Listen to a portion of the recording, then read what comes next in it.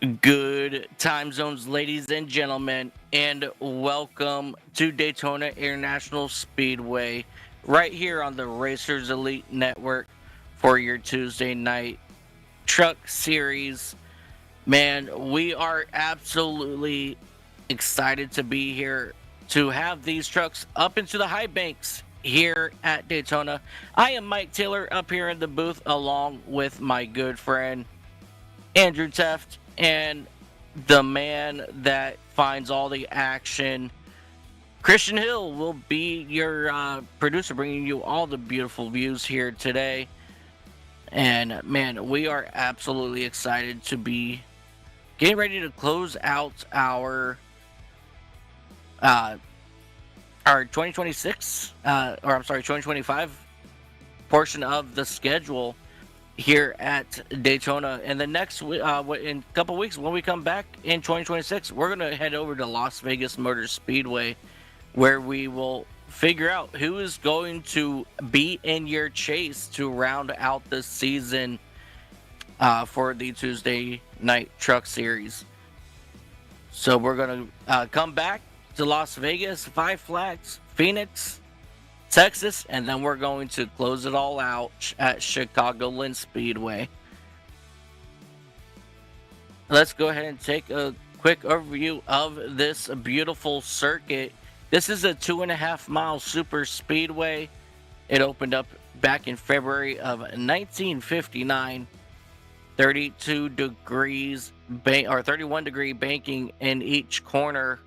And here's a little fun fact. Did you know that it is 1 mile from turn 1 and 2 all the way over to turn 3 and 4 in the dead center of the speedway? It's a complete 1 mile. Little fun fact that I've learned. And let's go ahead and take a look here at your points as we get ready to head into the holidays. Blair Holloman up top with 308 points. And second, it's going to be Sean Dunaway with 271 points. So right now, Holloman, he is currently kind of starting to pull away from everybody else here. But don't count out Troy Thomas and Kensley Smith. And I guess essentially Cliff Adams either. You can't really count those guys out as they're tracking down Blair Holloman here tonight.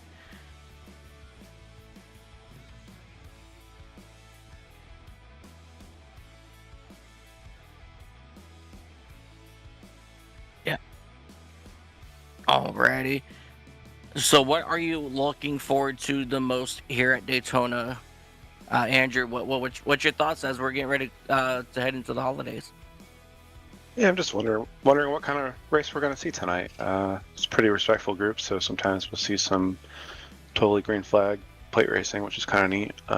We'll have different packs catching each other and pit strategy. Or we could have a bunch of yellows and a bunch of short runs. So that's the thing about plate racing; you just kind of never know. So I'm just curious to see what we'll find. I know there's a lot of guys that could really use a win tonight to advance themselves into the chase. I'm sure that's going to come into play and be a discussion, but yeah, just excited. These are always fun. Yeah, definitely. So who do you have your eye on as we get ready to get these guys lined up for the evening? Somebody pretty strong at plate tracks. Kirby Wainscott. He also happens to need a win. He's one of those guys that I was kind of talking about before. A little on the outside of the cut line, and a win would really help him out tonight. So I know he's going to go for it. Yeah, definitely. As we go ahead and shut off the daytime lights and turn on the track lights, we are getting ready to go racing here at Daytona International Speedway. You know, I do live just about 20 minutes from this speedway, so I'm a little biased here, but man, I love Daytona. What do you have tonight, Mike? Oh man. See, normally I would go with Andrew Teft, but that man decides that he's not going to run Tuesdays anymore. Trying to butter me up.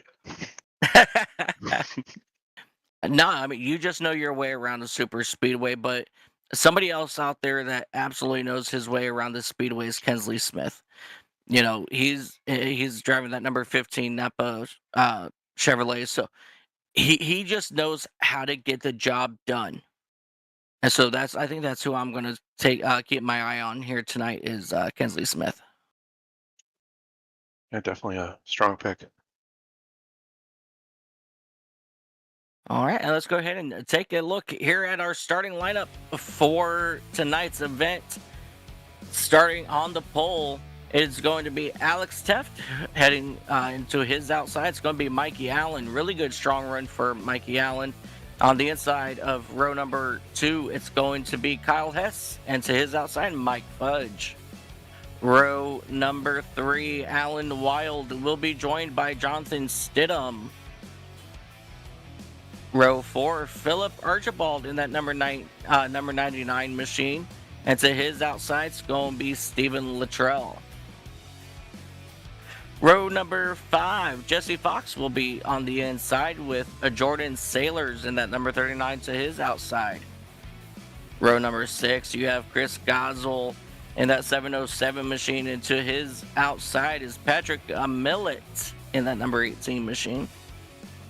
Kirby Wainscott and Blair Holloman, they will be sharing row number 7 and row number 8, Truth Hope and Aaron Roth. Row number 9, Alan Bergen and Frank Chavez.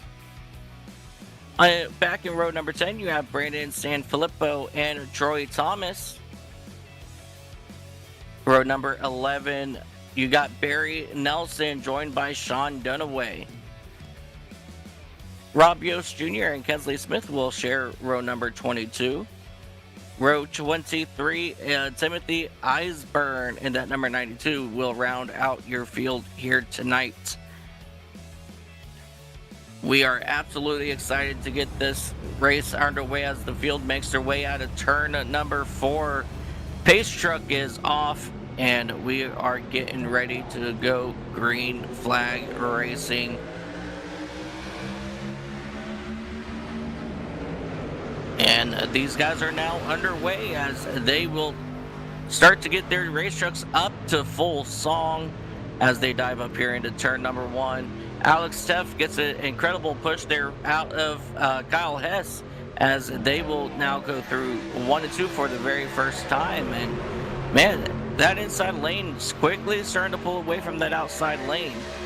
And as you see at 67 of Mikey Allen, he's having a little bit of trouble getting that number 2 of Mike Fudge to help get them around the outside here on the first lap. So those guys are falling all the way back to just about that 6th spot at the moment. But you guys just give them just a moment. They'll start making their way back up to the front as they will come across the stripe for the first time today. As you got one car trying to stick it 3 wide there in the back, and that's just not going to work out very well as we get those guys sorted out as they climb up. Yeah, I believe that was the 67 there.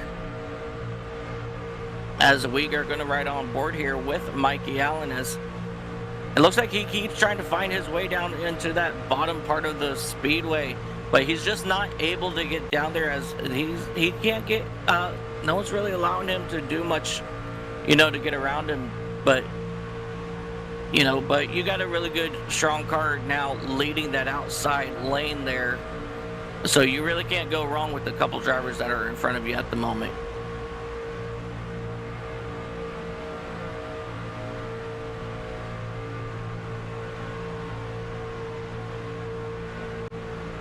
Look at Kirby Wainscott now just pulling those guys around the outside on the exit of turn number 2.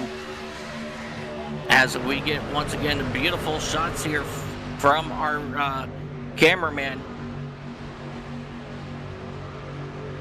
So that number 18 is right there, right behind Kirby Wainscott. Patrick Millett. Kirby's not afraid to make a move and lead one of these lines.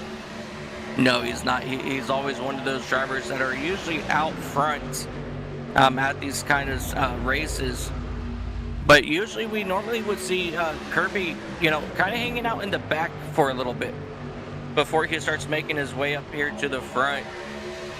But since he started up closer to the front, he's decided that he's going to go ahead and start making his way to try to battle for that race lead here in the next lap or two.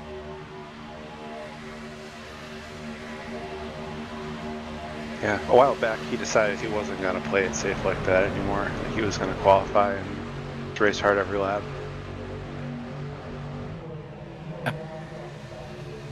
Yeah, but he's hanging strong with Patrick Millett right behind him on the outside. Oh, we have one truck around. That's Mikey Allen in that number 67 machine. Blow it down, and we are going to stay green flag. Oh, no, that's going to be a caution right there. I thought they had made it through. Kensley Smith is involved in this one. Blair Holloman, your points leader, he was involved in this one. Troy Thomas, Rob Yost.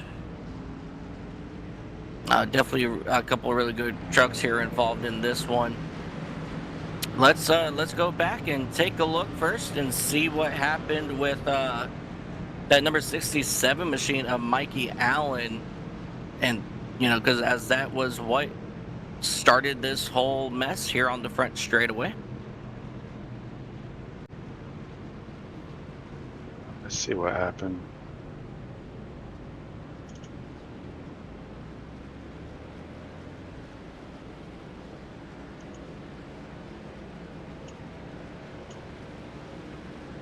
Trying to get a good angle.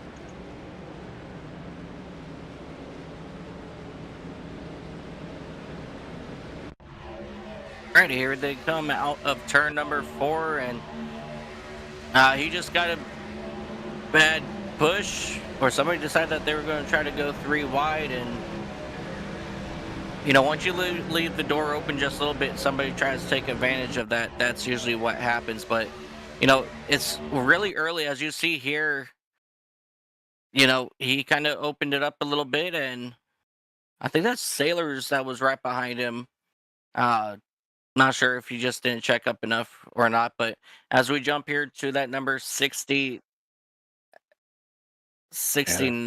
machine. This is a better view. Oh, yeah. Chris It's a little, yeah, right. He actually comes back on track and clips some people, and that's what causes the rest of it.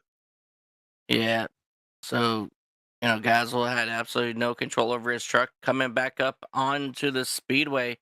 As you see that Hello Kitty car just sneak his way through, and just everybody else kind of just tucked themselves in behind the wreck. And I don't think anybody got too much serious contact, the last couple cars that were involved. So the only one that really looks like that they got, heavy damage there was it's going to be Chris Gazel in that 707 machine, for reasons as, he got a pretty decent couple licks in there. But everybody else, they seem to come unscathed. As you see now, everybody coming down pit road here on lap number 6 coming to 7. So I can only imagine, this is probably just going to be should be more along the lines of just gas and go, as they will come down. Yeah, there they go. And there they go. Oh, one truck missed his pit stall, had it back up there, so he's going to lose a lot of time.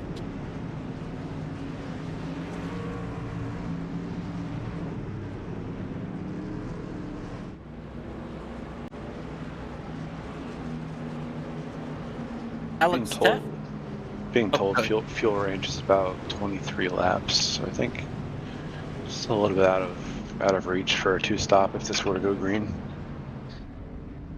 Yeah.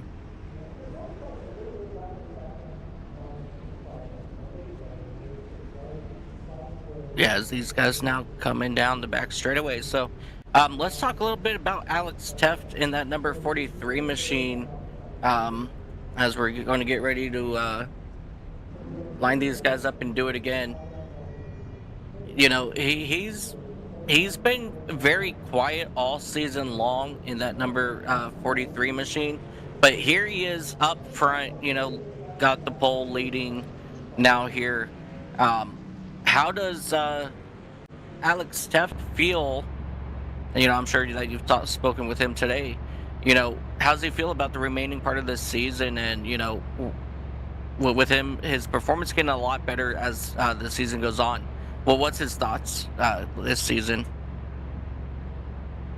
Trucks really haven't met his specialty in years past, so he was happy to get a win this season to lock himself in. He'll tell you himself he's more of a next-gen driver, and I was a little surprised to see him on the pole tonight. He's usually not much of a qualifier, and he'll tell you that too. But I know now that he's up here, he's going to want to stay there. Most of our team has that kind of mindset where if you're up front, try to stay there and try not to get stuck in the middle anywhere. We'll tend to bail out and kind of ride around rather than be in the middle. Or if we're going to race to the front, we'll try to do it quickly and not stick around the mess too long. Yeah, that's definitely one of the smarter things to do at a super speedway. And I mean, we see that with you guys. Every Friday night in our super speedway series. You guys have like a strategy. Either you guys are going to start up front or you guys are going to start in the back. And like 98% of the time, no pun intended there with your car number, by the way, you guys are starting in the back, and by the halfway point, you guys are ready fighting up here for the race lead. So you guys definitely have a very good strategy over there at Racers Elite, or Chicken Coop, Chicken Coop. You guys have an incredible strategy every single week, and I love watching you guys play that strategy out. So now he's going to play, keep the 43 out front, and Kyle Hess, he's going to try to be up there to make a mess of things, if I should say, in a good way.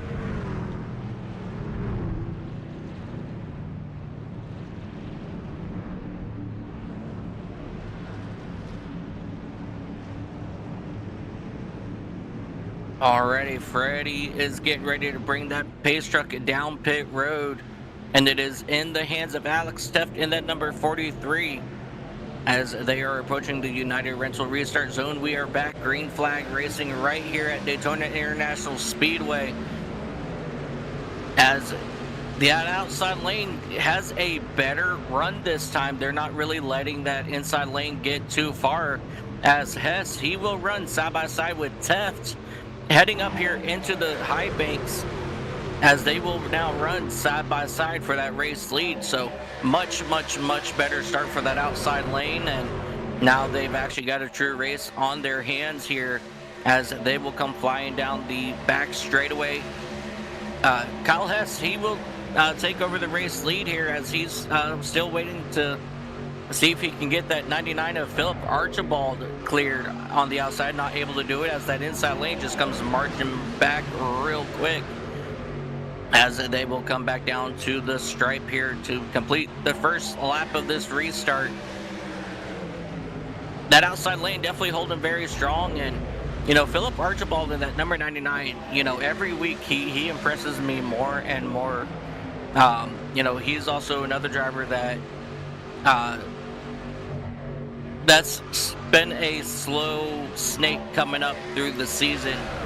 So it's been really nice to see that number 99 machine start to, make his presence known and show how much good he is in that number 99 machine, as he slips up there just a little bit in turns 3 and 4. And right behind him, we have Patrick Millett in that number 18 machine. I believe that's a new look for him this week. I don't recognize that number 18 machine. Yeah, I believe so. And while you're on the subject of Philip, he's definitely a guy that can use a win too.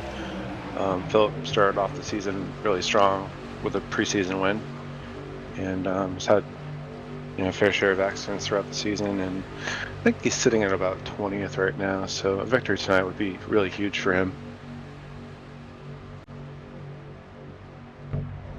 Yeah, definitely. And I kind of actually forgot about that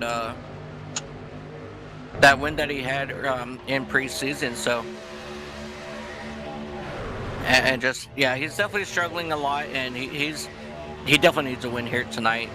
If not here, when we come back in January at Las Vegas, hopefully he can do something over in Vegas, and he can gamble his way to the race win there, if anything.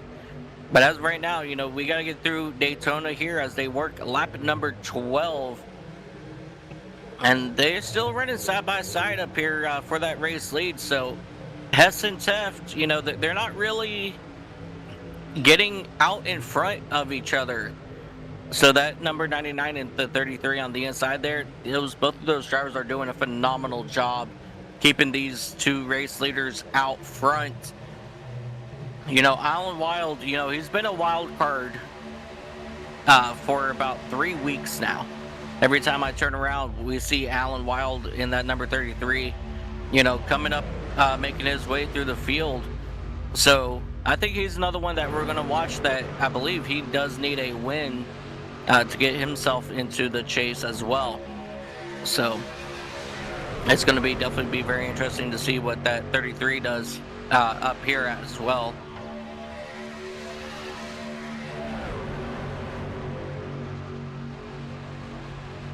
Yeah, so far nobody is really pushing the issue for any spots at the moment. They're all just kind of chillaxing and, just letting these laps wind down as, we are going a full 80 laps here today. So definitely really nice to see this kind of racing here, just biding their time. They got a long way to go, and I think this is a very smart move out of these guys.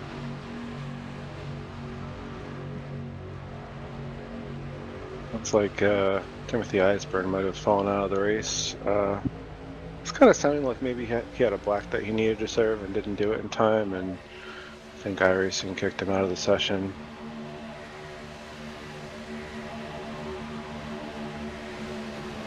Oh, that was close. Between the 18 and the 43. I don't know if the 18 thought he was clear there, but... Yeah, definitely something that Timothy Eisburn didn't need in that number 92.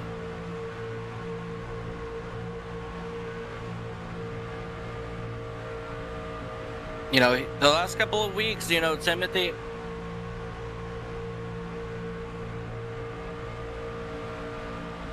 Sorry about that.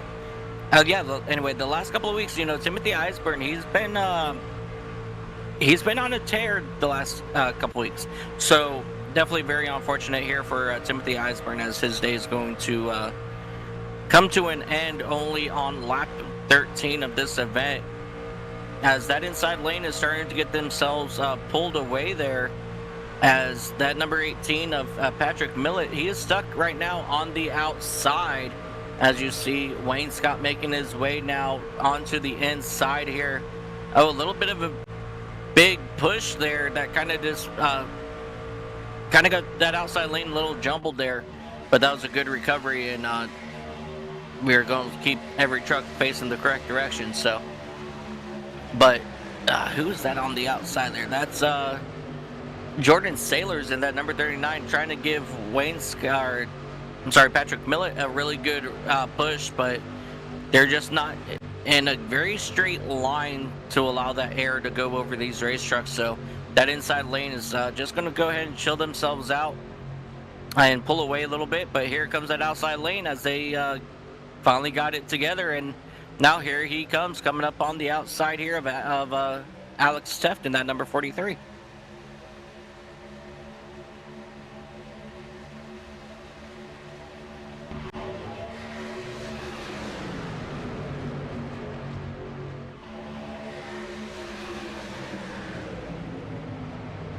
Probably about the best we've seen the top working. Yeah. A little bit more committed to each other at this point. Yeah, definitely. And oh, go ahead. Oh, that's all right. Seems like a pretty cool night. So, as far as pushing goes, temps might be a little easier there. Sitting at about 71 degrees air temp. And by that I mean, the trucks that are pushing, they'll lose air to the front of their truck and will lose their cooling, so they can only push so much before they have to, let up or move over to get some air on their nose. Yeah. With that cool air temp, the track is only 74 degrees, so there's a lot of grip out here right now for these guys to, be able to use to their advantage tonight. It doesn't really become like a big factor at super speedway racing, but the more grip these trucks have, the more they can actually make better movements with their trucks. So like if a lane opens up, you can quickly sneak your truck into that spot before it closes up. So on a little bit slighter, warmer track, that'll actually change the whole dynamic of getting your truck into place that quicker. So right now those guys have the quickness to their advantage, as the outside lane is starting to make way on the outside of Hess now for the race lead, as they now run side by side. And Patrick Millett, is it Millett? Yeah, no, the 32. 39. Who's Blair? 39 is Jordan. There it is. Yeah, that's the one I'm looking for. One of those. One of those white silver trucks out there. So Sailors, he's actually doing a really phenomenal job in that number 39 truck. Getting Millet to get more side by side with your race lead.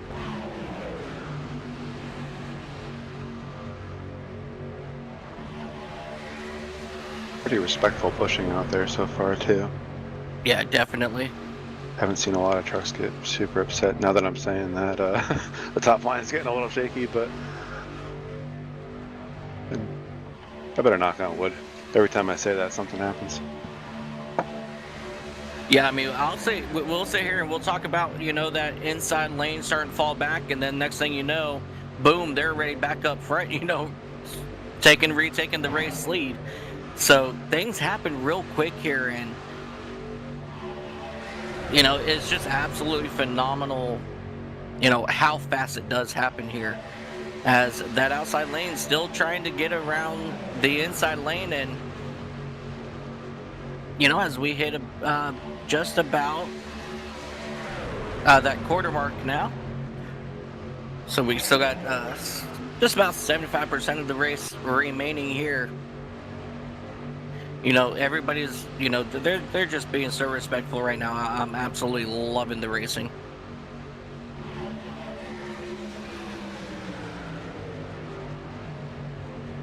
I think the top is capable of a little better. I think Jordan's having a little bit of a hard time pushing Patrick. Just needs to be a little straighter on the wheel and easier to push. Yeah, the top three there looks like they have been able to clear that outside lane. But yeah, so Sailors, he's definitely moving his truck back and forth just a little bit. But it also looks like at the same time that number 18 machine, he's also not keeping his truck very straight either. So while they're going, the responsible driver to keep it straight is the guy out front.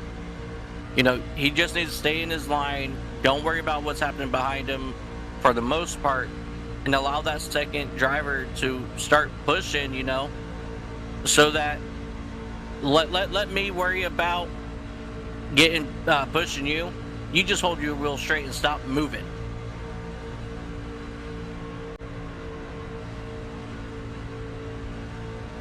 As we see Alex Teff now working that outside, he will lead that last lap, so he's made his way back to the race lead. As you take a look here, as they come here through turns 1 and 2.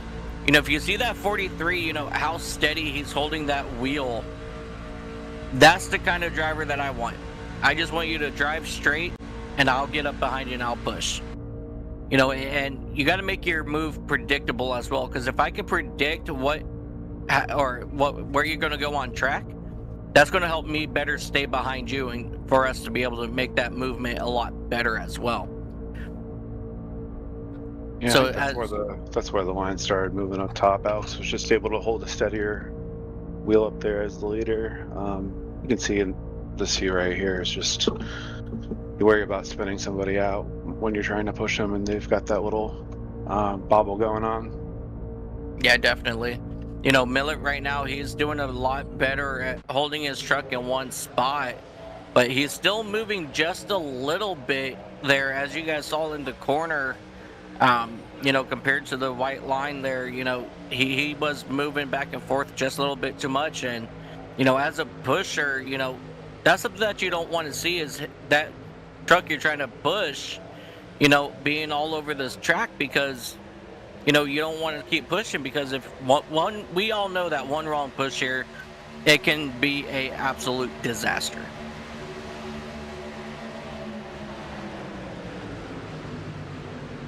So let's get those, we have big movement about that fourth truck back on that outside lane. I believe that's the 28 of Barry Nelson.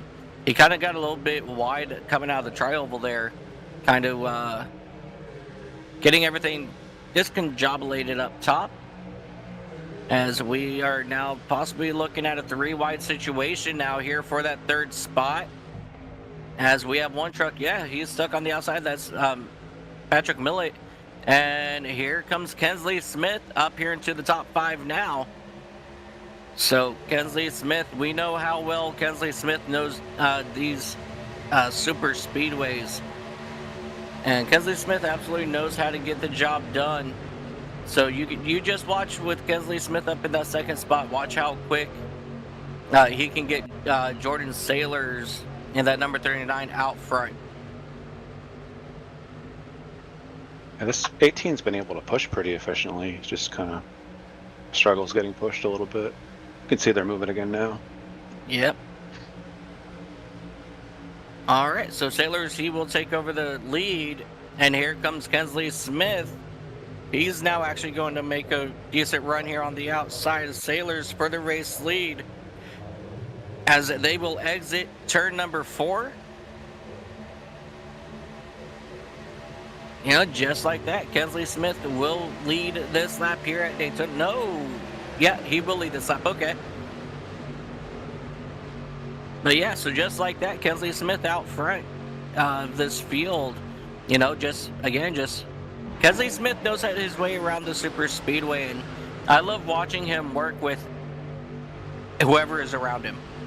He don't care who it is. You know, he will push you. He will pull you. You know, you want to get to the front. As the two in front, they make a big move down on the inside there. You know, you could be diagonal from him, and he'll find a way to work with you. I think we're actually coming up on green flag pit stops here, too. I would expect them in probably by about lap 31. It's only about 3 or 4 laps from now.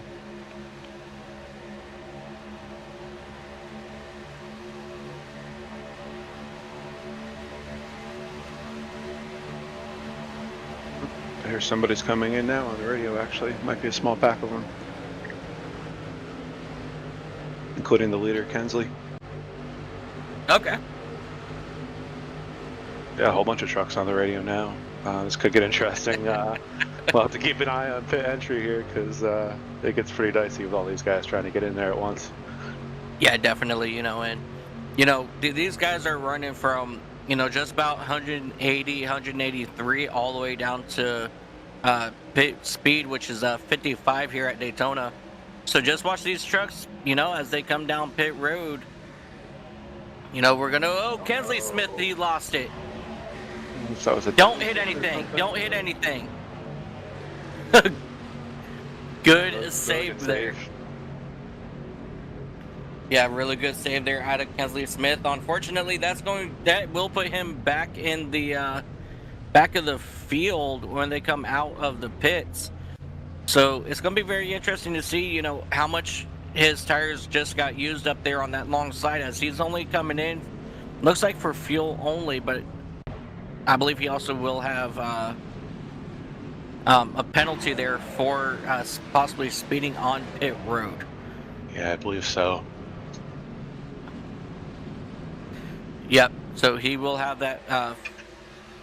Kyle Hess also speeding down pit road. I was about to say he did a good job of not losing a lot of time here, but the speeding penalty is really going to kill him. I figured he could at least hang on to the back of that pack. Oh, Truth Hoke, he's just sitting down here on pit road. Oh, we got another truck is backwards.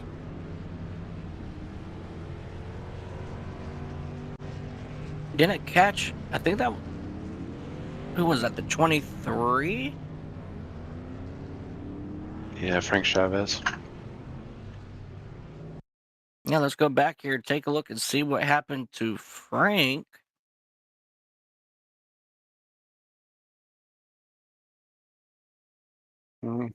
Just got a black screen there, Christian.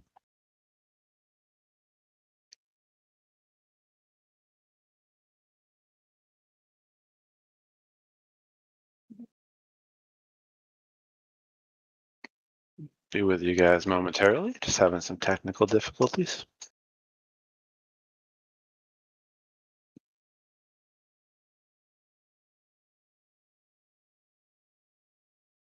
And while you go ahead and sort this out, you want to go ahead and just jump to a quick commercial break and we'll come back to the action?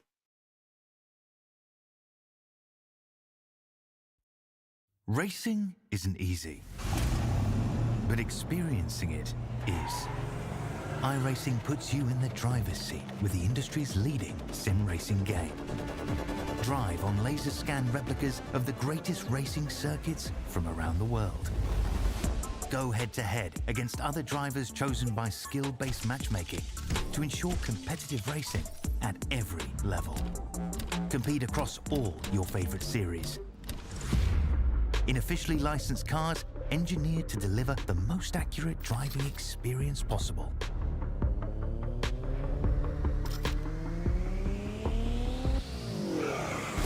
Join a race or host your own with players from across the globe. Race against the computer or in a league with friends. Feel the thrill behind the wheel. Visit iRacing.com.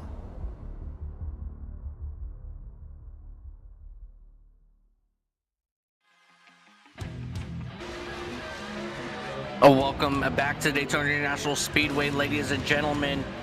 Sorry about that, a little bit of technical difficulties there, but that is the love of live broadcasting. You never know what can go wrong in something, about 2% something does. So, but let's go ahead and take a look here at Alex Teft and Patrick Millett here. They're currently running second and third, and they got Brandon Sanfilippo right behind them. People at Trell must have had a really great pit cycle. He got back out with a couple second lead. Oh, but he's got some other cars there to work with, so that makes sense. Yeah, so you're currently your race leader. He's up there. He's working with that number 32 machine of Blair Holloman and Kensley Smith in that number 15 machine. So those two drivers currently trying to keep themselves on the lead lap. And with the way these guys are racing right now, I don't know if a caution is going to come out, but there was a couple issues, though, that I wanted to touch up on while we were at commercial break.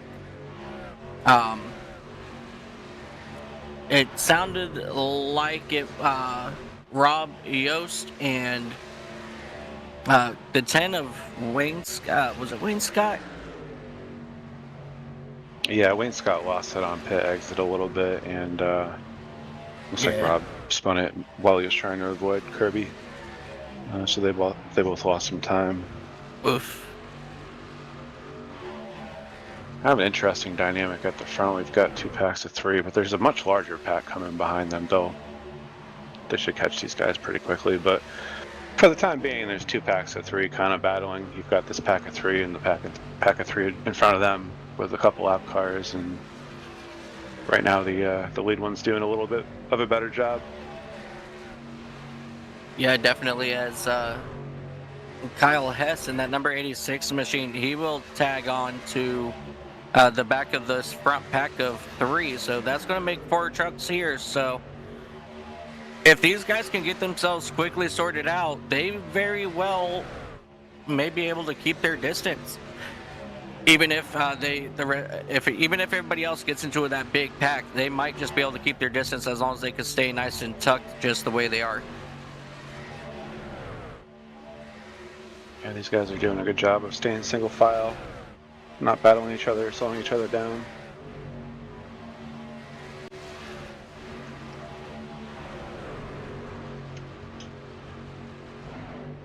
That lead pack of 3 is surprisingly fast compared to these guys, to be honest. They're not really getting a lot of time, even with all those extra trucks. Yeah, as we take a look at that third pack, they're being led by Jordan Sailors in that number 39 machine. You know, they've got a group of 8, it looks like, right behind them. So those guys have a decent amount of drivers behind them. So it's definitely going to be very interesting to see, you know, if they can actually get their way to catch up, you know, to 3rd, 4th, and 5th. I don't know if these guys are fuel saving or something, but it's not really staying very tight to each other.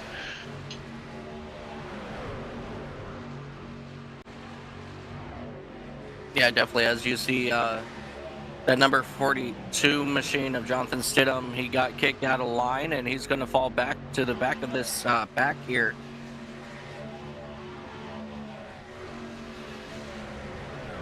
Yeah, since we've started talking about them, they've actually lost a half second, even with the extra trucks. So maybe they can line up differently and find some better speed with, you know, different guys working with each other. Yeah. Sometimes 2 drivers just don't mesh with their styles, or, you know, what have you. You know, a lot of people say, you know, and I think I bring this up every race, you know, they say that Daytona and Talladega are 2 of the easiest racetracks to drive. Let me tell you what, that is definitely not the case.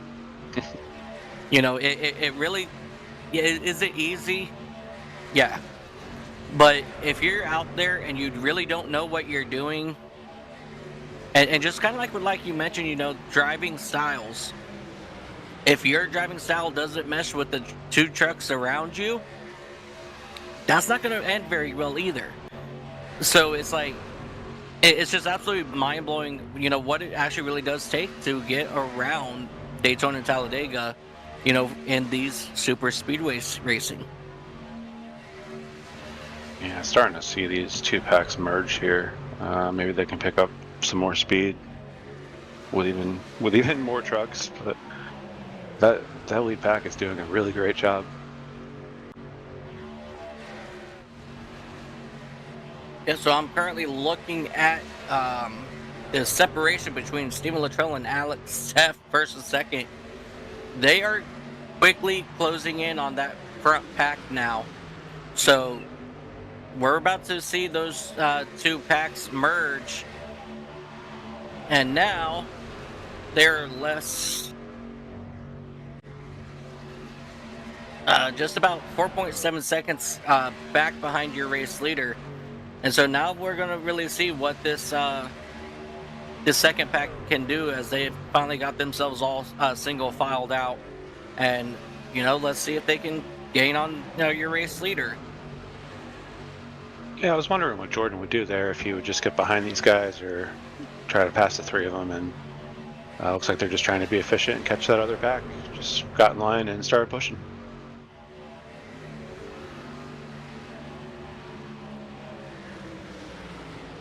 Yeah, as of right now, it's Stephen Luttrell versus this hungry pack behind him. So these guys, they got to try to figure out how to catch that race leader who's built a 5-second lead. This last lap, they've actually eaten away into it, I believe.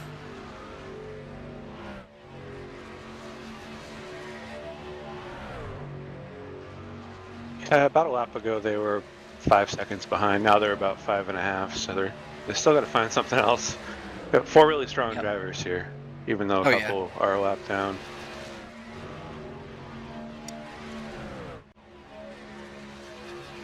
So as you take a look there, as we do hit our halfway point, yeah, so that separation between your race leader, it's actually getting bigger and bigger. So these guys definitely got to figure something else out, and Alex Teft, he's out here leading, but I mean, Patrick Millett, he's kind of gotten himself a little bit better here, staying right behind that number 43 machine. But he's still a little bit all over the place as we take a look here at your race leader of Stephen Luttrell. He's got, the man you want out in front anyway, Kensley Smith in that number 15, as they go around that 67 to Mikey Allen there. But you got Kensley Smith, and then you've got the 32 of Blair Holloman, two of probably the best super speedway drivers, other than Andrew, out on track right now. And you have those two in front of you. So it doesn't surprise me that he's opened up to a 6-second lead over everybody else. But now what's going to be very interesting, though, is when we come down for our final pit stop, how is that going to play out? Yeah, that's a good point. I think they're still going to have to come in 2 more times, to be honest. I'm expecting them back in probably around lap 60.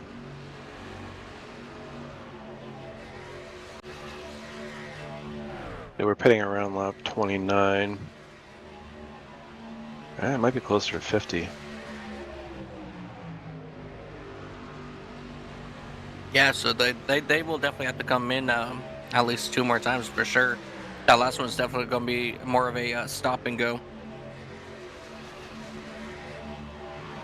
Yeah, it should be around in between lap 50 and 55. They would come in again. And it'll be close if they could make it without stopping again from there. Yeah, definitely. And as you see, I'm sorry to cut you off there, but I just realized that number 15 dropped back to this back end of this 4 trucks up, or 5 trucks up right here. But sorry to cut you off, Andrew. Go ahead. Oh no, it's totally all right. Just doing math. I got you.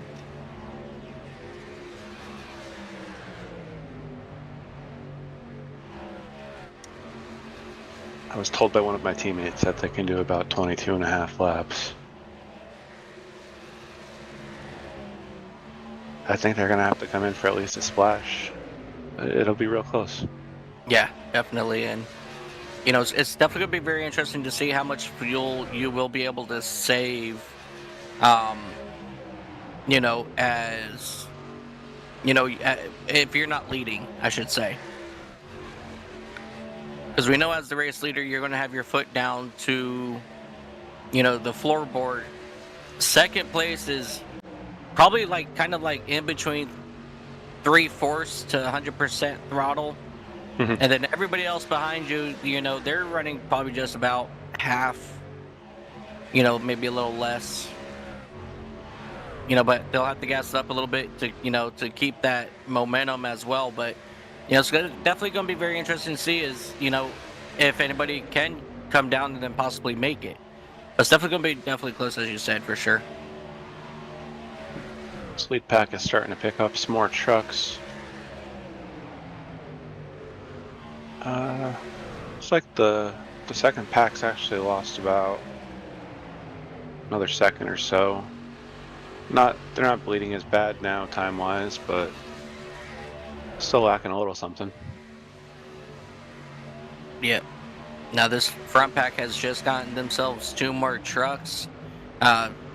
thanks to the number 83 and that 2 of Mike Fudge. So this pack here just got a lot bigger, and now that's going to actually be more beneficial to your race leader. As you see the field coming through the tri-oval now.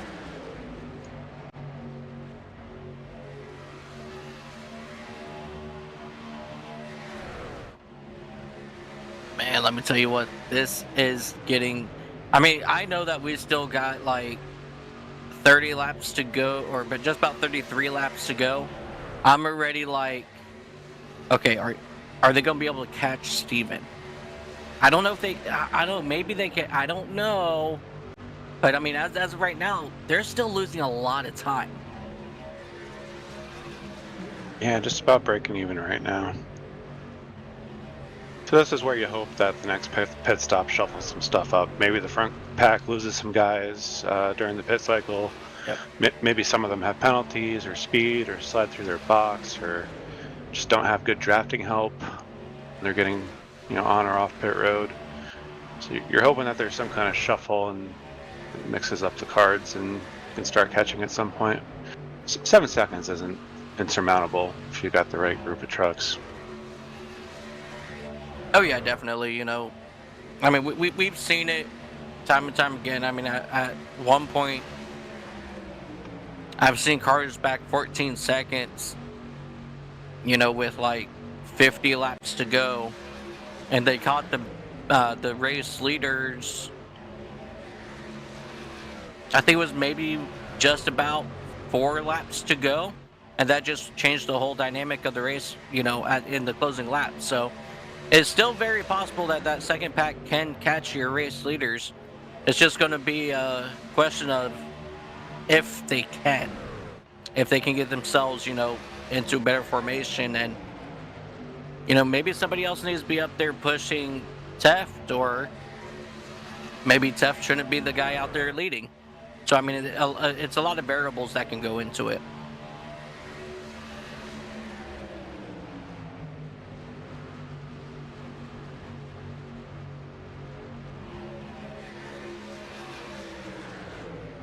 Yeah, still just hovering around 7 seconds behind, but I'm hearing some chatter on the radio about pitting again, so we'll see how large of a group they come in as this time.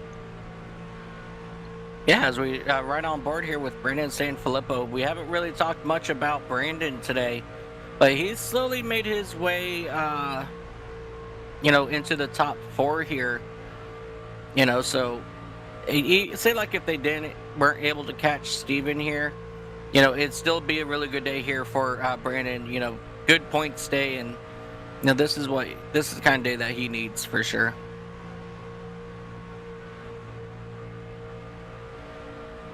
Yeah, we're going to see some guys bailing off the track here for pit road. Yep, your race leaders are coming in. So it's going to be very interesting to watch here as you see the second pack coming in here as well. Now we're going to watch to see. Oh, 3 wide. 3 wide coming in. And I'm still looking, guys. No one got a penalty, guys.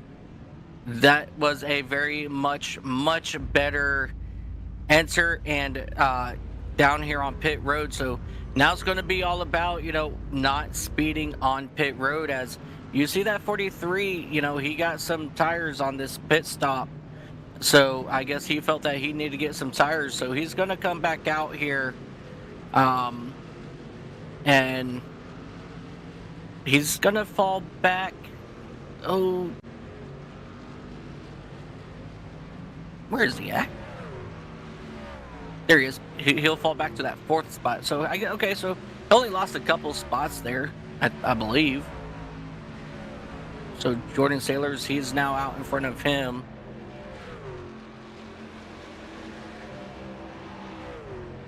Yeah, I was seeing Alex right around 7 seconds behind when they were going in. Right now he's about 8, so he might have lost a little bit. He was also leading that pack and used some more gas. I think some of those guys beat him off pit road and Might have even gained a little bit on Steve. Yep, so the separation between the two when they came down was 7. Yeah, they were just about 7.3, and now they're sitting about 7.5. But they're quickly gaining on your race leader. So let's see here. Yeah, so right now, Lose it there. so as of right now, there's only a pack of 3 here with Stephen Luttrell, your current race leader. So he doesn't have the 5 cars that he had. So that's going to change the whole dynamic here of, this front 3, So now it's going to be a question of, can Sailors and Teft, make their way back up to your back end of your race leader. But it looks like there's only about 4, 5 trucks. Yeah, okay, so there's only 4 trucks right there in that short pack. So, so they're pretty much going to be evened out at the moment, as there's a 4 pack behind them and another group of 4 behind them. So everybody's pretty much evenly spread out with the same amount of trucks. So this is going to be very interesting, Andrew. I think this might be a race for the record books here for Racers Elite, as I can't tell you what's going to happen now. Yeah, looks like we're starting to close the gap again. And maybe we could take a look up where Steve is to see what kind of help he has. But what they're doing now is working better than what they were doing before. Yep. So I have my eyes on Stephen Luttrell, and he's got that 15 of Kensley Smith and the 32 of Blair Holloman in front of him. So it's just them, yeah. So they got a pack of 3, and then Alex has about a pack of 5 in his.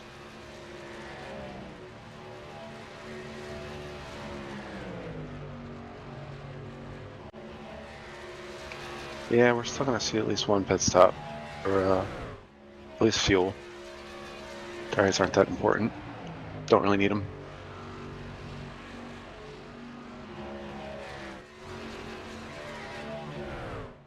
Yeah, I just want to, also say this one last time.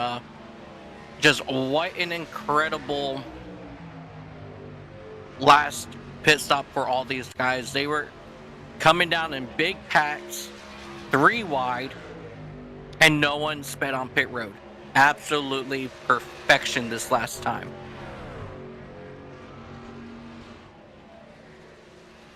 As the separation between your race leaders and Jordan's Sailors and Alex Teft is now under 7 seconds. So they're slowly gaining on Stephen Luttrell here, as they may get help from the 00 machine here of Alan Bergen. So we're going to about to find out, how better 4 trucks is, compared to 3 to the rest of the field.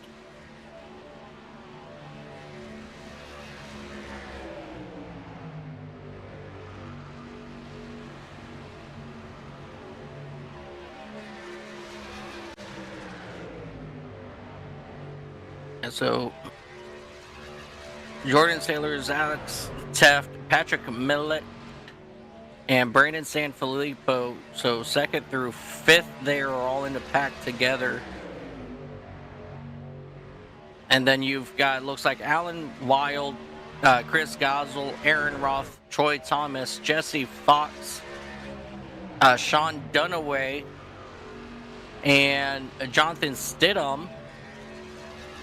So 6th through 12th they're in one pack, and then everybody else is pretty much spread out. And so it's definitely a very interesting turn of events here since the last pit stop, or since the first pit stop, I should say.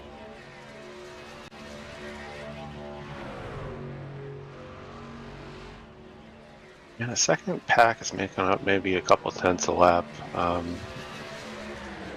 first 3 of their 5 cars or trucks staying pretty tight together. Must be difficult for the final car in these packs to close up. And both of them, the final car is kind of trailing off a little bit. Yeah. Yeah, I haven't ran the trucks. I know that they got a little bit of a revamp last week during week 13 here on iRacing. So I haven't really ran the trucks yet. So I'm pretty sure, you know, the way they're talking, they're trying to make it more realistic. And, you know, if that's the case, then yeah, the last car will have just a little bit of trouble trying to keep up here.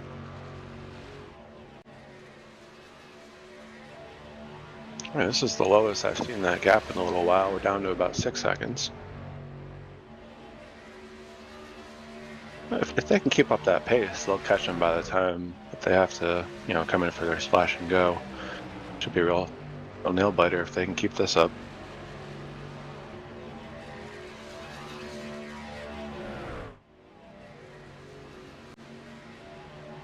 Yeah, we're just a couple laps here from 20 to go, so it's about to be go time for these drivers. But as of right now, you know, their go time, you know, really started, you know, after the first pit stop there. Well, I guess actually technically it's the second pit stop of the night, as everybody pretty much came down on our one and only caution back on lap 5. So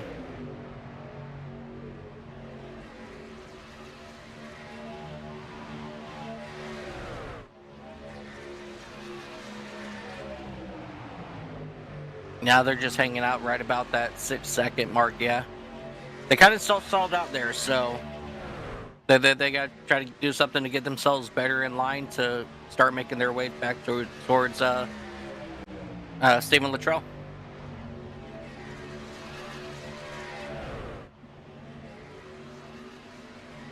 And watching these guys have to kind of monitor their temps also. You'll see them make up some time, and then they'll have to back off and let the engine cool, and they'll gain some time again. It's kind of a yo-yo.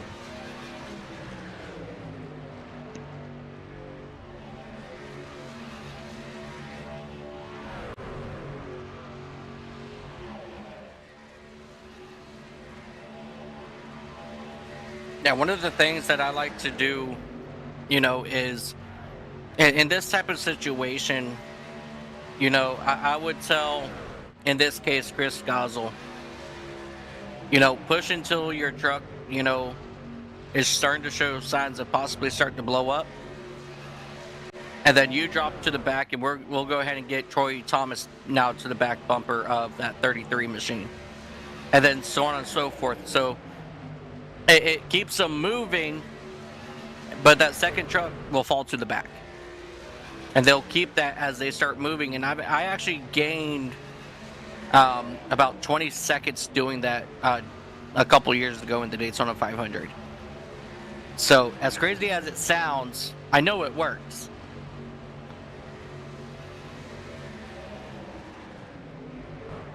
But but the way that they're not staying in line, they're getting up into the corner there in turn 1. That's not going to help them at all. I think part of it might be trying to get some cool air on the nose, but yeah, there's just too much left and right action to be quick.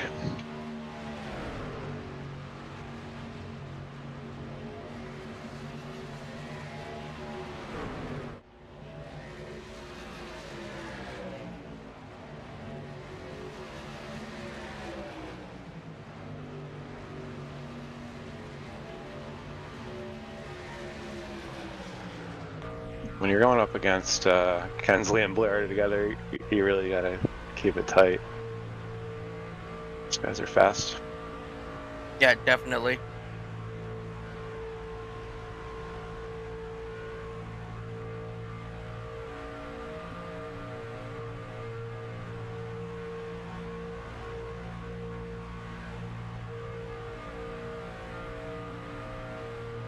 Yeah, that front 4, they're just able to keep that. You know the trucks from moving so much, and that's what's helping the Stephen Luttrell, you know, keep that 6.5 second lead over everybody else.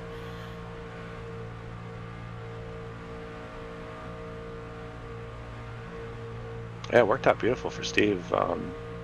He doesn't mind letting those guys in front of him. Can save some fuel, and it's helping him stay away from this pack. So it's kind of a win-win. Definitely. He's not racing them, and those guys get to stay on the tail end of the lead lap instead of a lap down. Yep.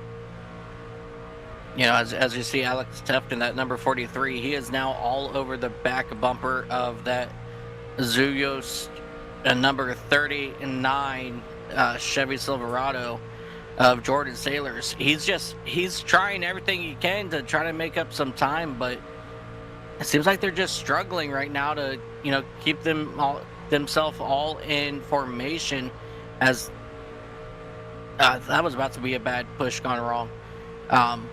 But yeah, just trying to get these guys moving. It's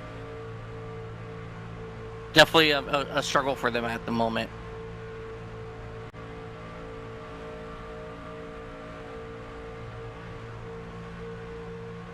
That third pack back there, Alan Wild all the way to Aaron Roth, they've actually fallen back a little, 3 seconds back behind everybody else. So those guys back there, they're actually losing a lot of time compared to your second pack with Jordan Sailors and company. Almost feels like the opposite, where fewer cars are better than more. Yeah. Guys are making up some ground again. Back down to 6 seconds, but kind of running out of laps. We've got about 14 to go. Yep. So we have just about 14 to go. We still got one more pit stop, So at this point, these Jordan Sailors and Alex Teft, I believe these guys are absolutely like 100% throttle right now. But they also got to be real careful, So it's go time for these guys. These guys are doing what they can and need to do to try to catch your race leaders, as they are now back under 6 seconds. And stalling out just about right now stalled out about 5.8 seconds, but they're still slowly starting to gain on your race leader again here in the closing laps.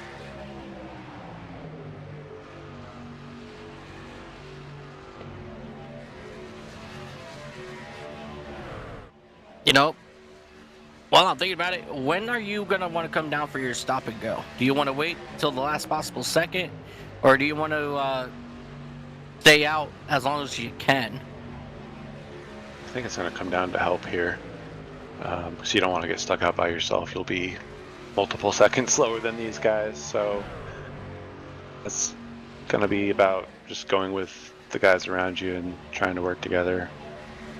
I think everybody's just going to splash, and unfortunately, these guys that are leading the packs are going to use a little bit more, and we'll have a slightly longer pit stop. But yeah, the goal is just to stick together somehow.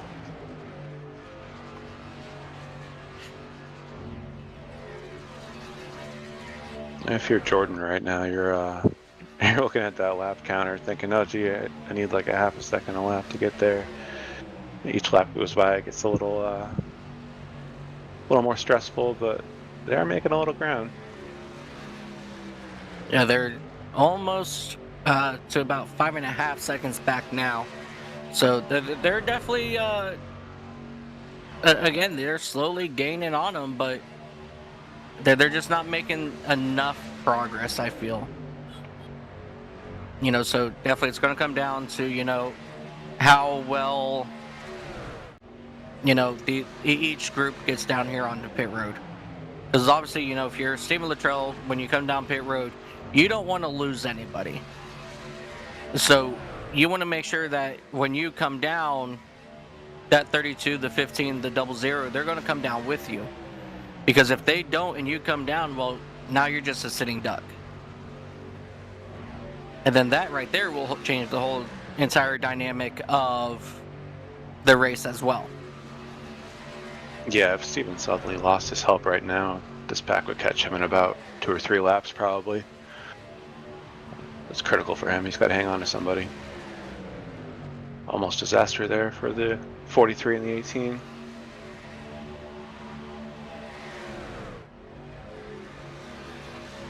That's when that when they know it's go time. As we're coming to crossover, tend to go this time by. You know, they know it's go time. They're 5.5 seconds back, and they all need to start pushing. As you see there, that 18's right on the back bumper of the 43, and the 43 is right on the back bumper of the 18. I'm sorry, 39. Sounds like Blair Holloman's coming in, so I imagine that whole pack might come together here. Yeah. Yeah, this is where those mistakes happen. Is you start to push a little harder, trying to close that gap, and maybe you start giving a little shove in the center of the corner and spots you wouldn't to try to throw a last-ditch effort. But we'll have to see if anybody makes a mistake here. Yeah, so Troy Thomas, Jesse Foxton, Jonathan Stidham, Philip Archibald, they're coming down pit road now. As we're getting ready to probably see your race leader duck down pit road this time by.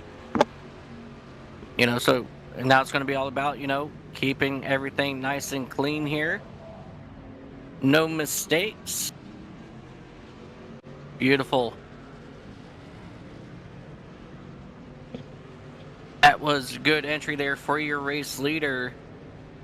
So no harm, no foul done in this section. And here comes everybody else diving down onto pit road as well. Oh, Brandon Sanfilippo, he missed his pit stall. So he's just lost about 6 seconds there by being too far left in his box. So he had to back up and get himself going again. Yeah, that'll really hurt that second pack. Yep.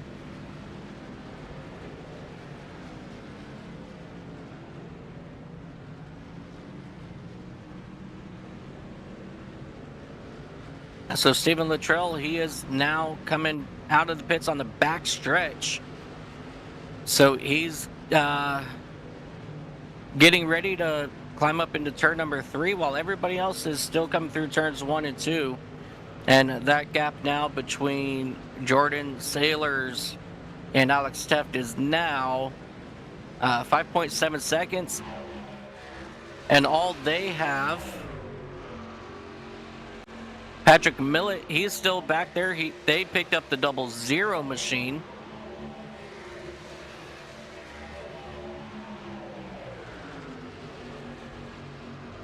Yeah, so the gap stayed about the same. Yeah. But right now, it's only Stephen Luttrell and Blair Holloman right now in that number 32. So that gap, I would imagine, is going to die out real quick as Jordan Sailors and company, they've got 4 or 5 trucks in that little pack right there. The biggest losers here, Brandon Sanfilippo, Sean Dunaway, those guys are 16 seconds, 18 seconds back now from your race leaders. So right now it's just a 4 truck battle here for your race lead. And with it only being Stephen Luttrell in that 36 out front with Blair Holloman in that 32, this second pack here, they're going to start gaining, and they're going to start gaining really quick. But we're getting ready to cross over to have 6 laps to go. So they've really got to start moving and, get this line better, which they are not at the moment, as you see them all over the place. So if they can't get that sorted out, that's not going to do them any good. Yeah, they still got a shot at it if they can stay organized here.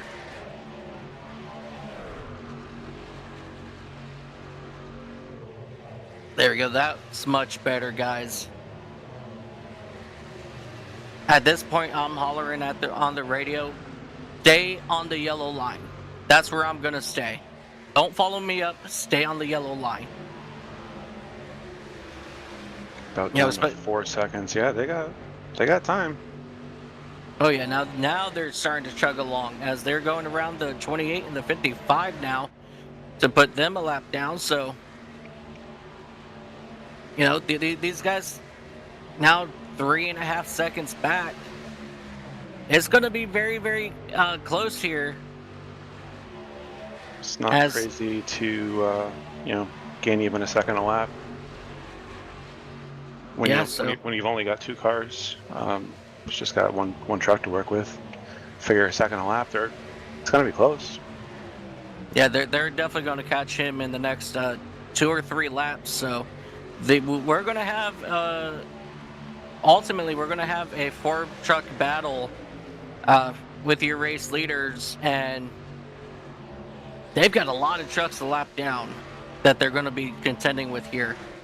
So it's going to be very interesting to see who works with who and how all this is going to play out here in the closing laps, as they are now down to just about 2.5 seconds now behind your race leaders. So we're coming up here on 4 to go. I think we're going to see a lot of action here with just about 2 laps to go.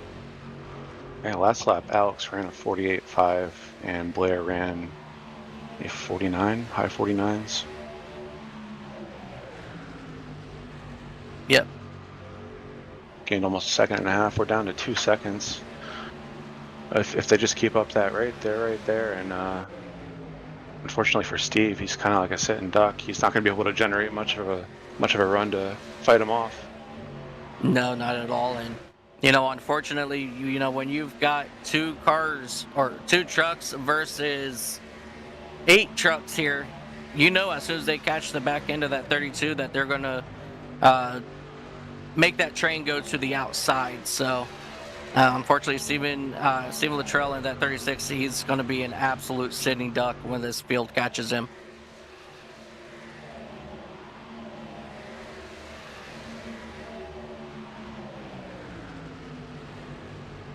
We were almost thinking this was too far gone, but this turned out to be pretty exciting. Yeah, just about 3 laps to go now, as they make their ways through turns 1 and 2 now, and they're going to catch up to that. I think that's Mikey Allen there in that 67 truck. So they're going to try to make their way around him, and they're going to have to do a little something here, to try to get Mikey Allen attached to that bumper there. But unfortunately, they're now less than 1 second behind him. So that just means right there, they're in the draft now. So there's no holding back as we come to 2 laps to go, ladies and gentlemen. This is it. This is going to be for the whole entire race here. A 14-second deficit was eaten alive. And here comes Jordan Sailors to the outside, as they're going to go 3 wide with the 23 here for that race lead, as the 36 of Steven Luttrell, he is a sitting duck. Alex Teff pushing Jordan Sailors to the race lead. The 18 trying to clear himself, but not able to do it. No, he will be able to do it here. And now that 36, Steven Luttrell now back in that 4th spot. Jordan Sailors will lead the pack out of turn number 4. 1 lap to go this time by. Steven Luttrell looking to see who he's going to work with. He's going to leave the 18 to fall back on the outside lane. And now Jordan Sailors, Alex Teff, Steven Luttrell, Patrick Millett, all going to duke it out here on the final lap. You see Steven Luttrell working the outside now, trying to get help from Millett in that 18 machine as they come out of turn 2 here for the final time. What kind of momentum can those 2 drivers have on the outside, as they don't have any help? But now that 28 machine there, Barry Nelson, he will jump to the outside, but I just don't think they're going to have enough. Coming through turns 3 and 4 for the final time. Alex Teff right on the back bumper of Jordan Sailors. Here they come out of turn number 4, coming to the line. Let's see if Alex Teff makes a move. No, he's going to stay right there on the back bumper of Jordan Sailors. And Jordan Sailors, he will win here at Daytona, taking the lead with 2 laps to go. Alex Teff will bring it home second. Steven Luttrell, unfortunately, after having a fascinating race, will bring it home third. Patrick Millett and Sean Dunaway will round out your top 5. What an incredible finish to a very interesting race, I would have to say, Andrew. That second pack went from 14 seconds down to 6 seconds on that last pit stop, and they were able to catch and pass Stephen Luttrell for the race lead. So Jordan Sailors, he will win here at Daytona. Just what are your thoughts on tonight's race? Yeah, plate racing. Yeah, it's not normally known for green flag pit stops and all this strategy, but it's really neat to be able to have a group of guys like this that can run so respectfully and keep the race green, and to be able to see how races like this are going to play out. That was really interesting. Yeah, definitely very interesting for sure. Before we step away for a quick commercial break, let's go ahead and take a look at your finishing order for tonight here at Daytona. Getting the race win, Jordan Sailors in that number 39 machine. That will lock him into the playoffs. Alex Stepp will bring it home second, knowing he has a win on the season. He's already locked in, so he didn't press the issue there for the race win, so he'll come home second. Stephen Luttrell, just a lot of, thoughts about his performance today. Unfortunately, it all got taken away 2 laps to go, but he'll finish out third. Patrick Millett bring it home fourth, and of course, Sean Dunaway all the way back from 17 spots back. He will bring it home fifth. Jonathan Stidham, Jesse Fox, Troy Thomas, Brandon Sanfilippo, and Aaron Roth will round out your top 10. 11th is going to be Chris Gosel, Philip Archibald, Kirby Wainscott, Alan Wild, Blair Holloman. That will round out your top 15. Barry Nelson, Kyle Hess, Truth Hope, Frank Chavez, Kensley Smith will bring it home 20th. Alan Bergen, Mikey Allen, Mike Fudge, and unfortunately short days for Rob Yost and Timothy Eisburn will round out your field of 25 here at Daytona International Speedway. Let's go ahead and take a real quick commercial break, and when we come back, we will talk with our top 3 winners here tonight at Daytona.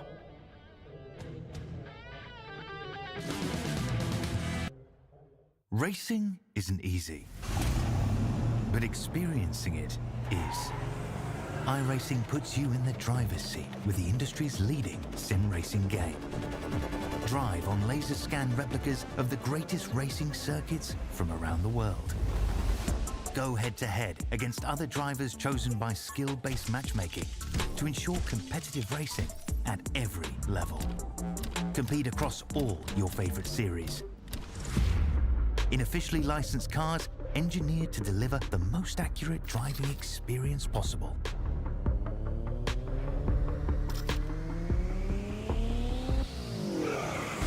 Join a race or host your own with players from across the globe. Race against the computer or in a league with friends. Feel the thrill behind the wheel. Visit iRacing.com.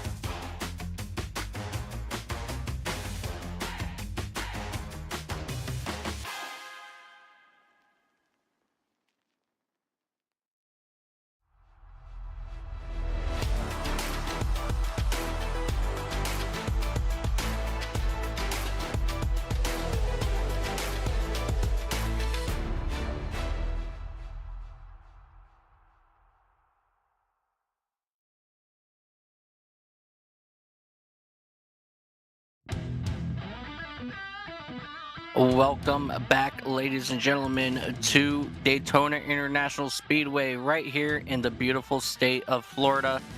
What an incredible race we just witnessed here under the lights And let's go ahead and talk with our runner-up, a driver of that number 43 machine, Alex Teft. Alex, this is Mike and Andrew up here in the booth. Do you got a copy?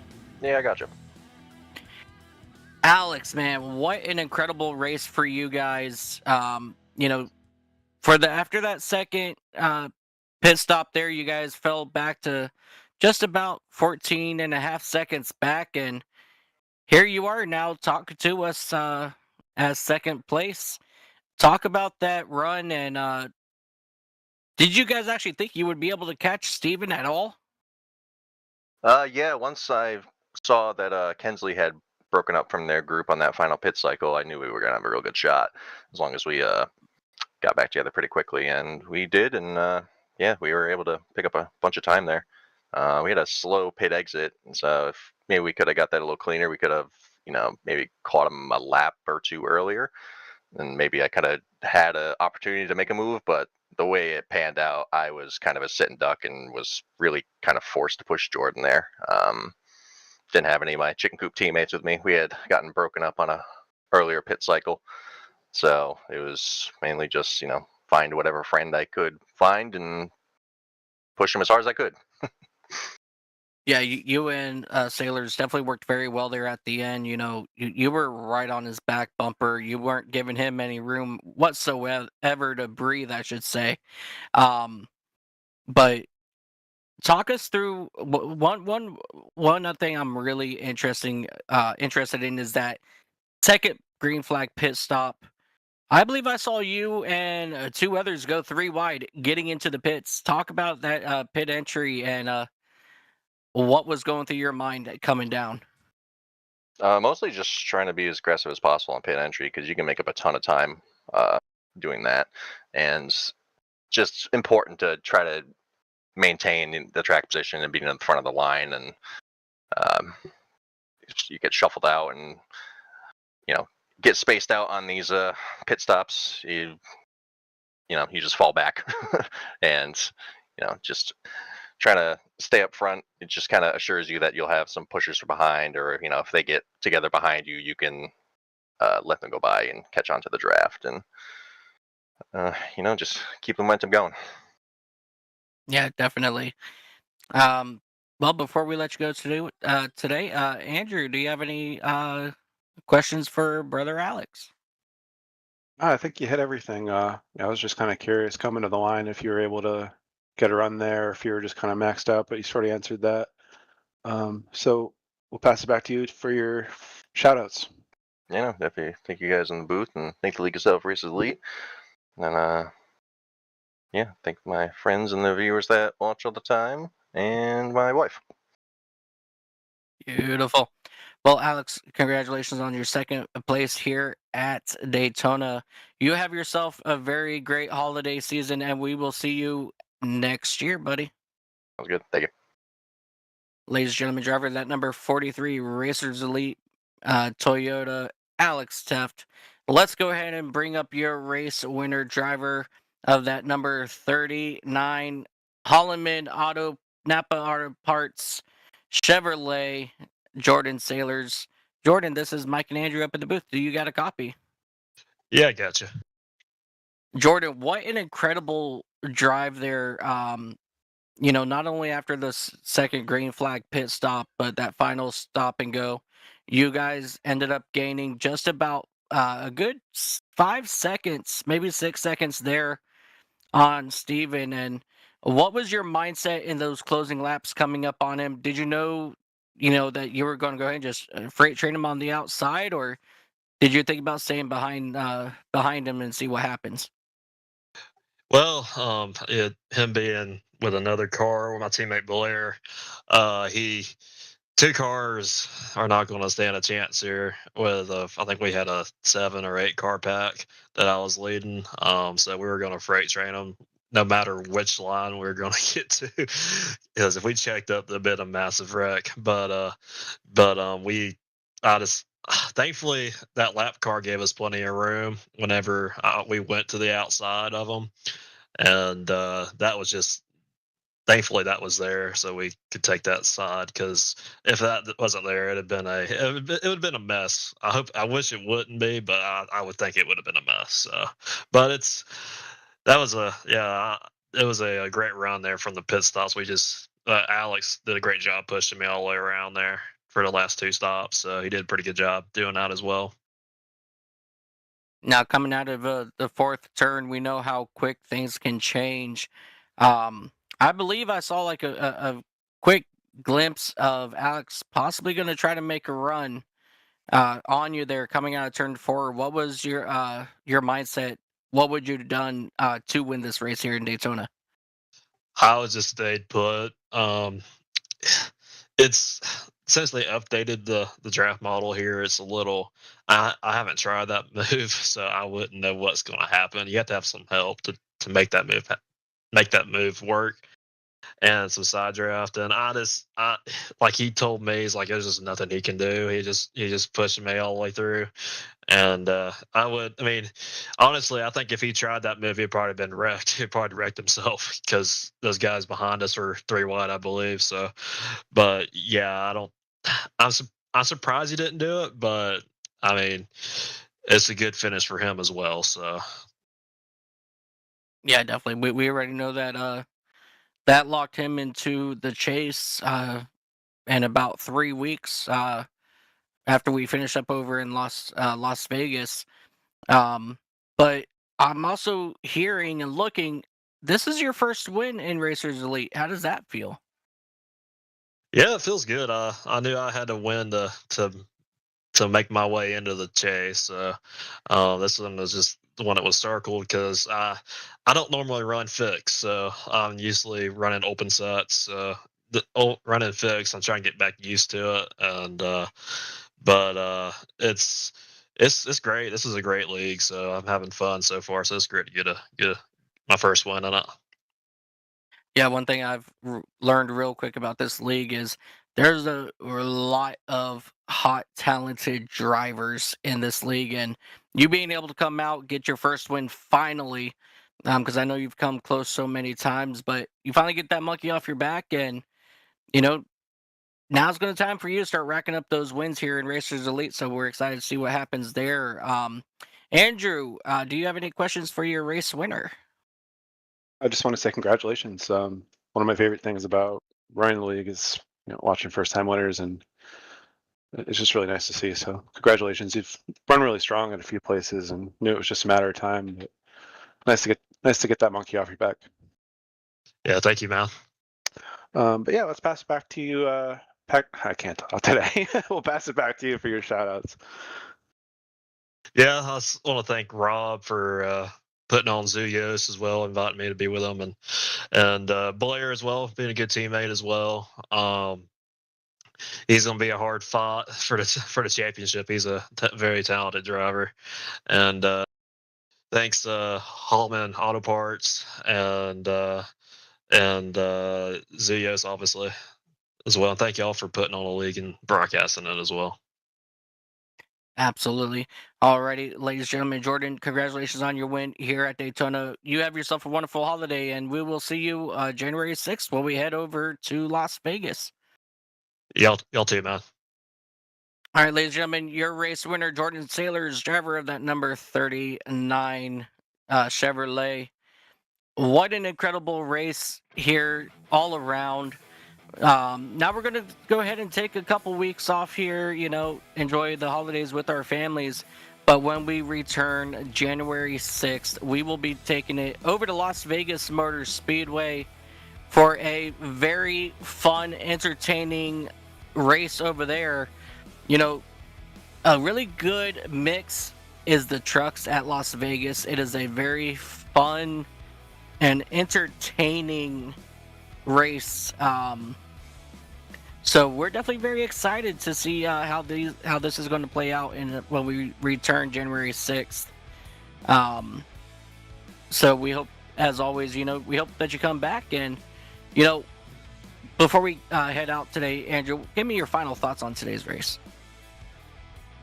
Yeah, I was kind of just thinking about the pace implications, and this break kind of gives some of those guys that are battling their way in a couple weeks to test and practice and try to fight for that win at Vegas, which is the cutoff race. And just a little interesting storyline. Our preseason race back in October, Philip Archibald actually won that race, like we were talking about earlier in the race today. Yeah. Can he pull it off again and race his way in? Right now he's about 18th in points, but if he managed to pull that off, he'd be in. There's a few guys in that situation. So Vegas, very much a drafting track in these trucks, almost like a plate race at times. So it'll be exciting. Yeah, definitely exciting over at Vegas. So we'll see you guys for the holiday season, or after the holiday seasons. You guys have yourself a beautiful holiday. On behalf of myself, I'm Mike Taylor, along with Andrew Teft up here in the booth. And as always, bringing you the amazing views of all the races that you get to see right here on Tuesday nights. The one, the only Christian Hill. Thank you guys so much for everything. And you guys have yourself a beautiful holiday. We'll see you in 2026, ladies and gentlemen. You have yourself a beautiful evening. And as always, no matter what you do in life, ladies and gentlemen, have fun doing it. And if it's not fun, you make it fun. Until next time, ladies and gentlemen, we will see you live in Las Vegas. You guys have yourself a wonderful time zone. Happy holidays.